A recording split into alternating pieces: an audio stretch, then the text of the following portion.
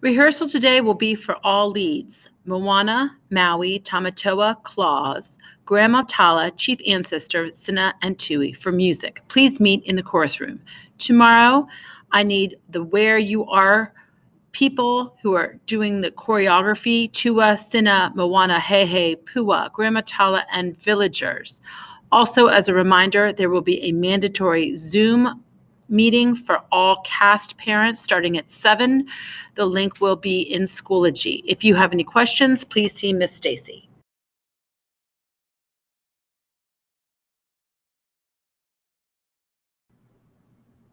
Hey everyone, I have a great realistic fiction for you.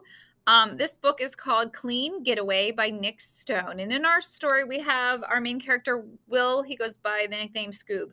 Scoob's spring break trip got canceled, so he's totally bummed. And then Grandma shows up in an RV, a camper. And she's like, come on, we're going on an adventure. So he's like, okay, Dad's not home, doesn't really know about the trip. So he just leaves a note and says, see ya, I'm with Grandma. So Grandma has decided she is white. Her husband was black when he was alive. And they were married back in like the 60s. And she kind of wants to relive a trip they took together back in 1963.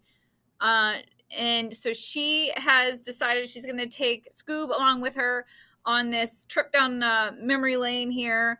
One of the things she's brought with her is what's called the Green Book. And back in the 50s, 60s, 70s, even when you were traveling down south as a black person, you use the Green Book as a guide for safe places to go where you could stop for gas, get food, stay overnight. But it was a way to travel safely in the South. So Nick's with Grandma. He's having a good time. Grandma's starting to act a little weird. She's avoiding all of his dad's phone calls. She's swapping out license plates on the RV that she's stealing from other cars.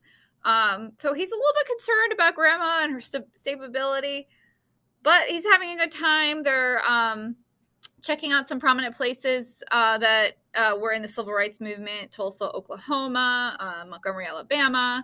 So he's also learning a little bit about the civil rights movement and what people like his grandma and grandpa had to go through. But Grandma is also being kind of weird. So he's having a good time, but he gets to that point where he needs to make a decision. Do I call Dad and let him know all the things that are going on, or do I just kind of see where this goes? So it's a fun story, a little bit of history sprinkled in there, and you should stop by and check it out today.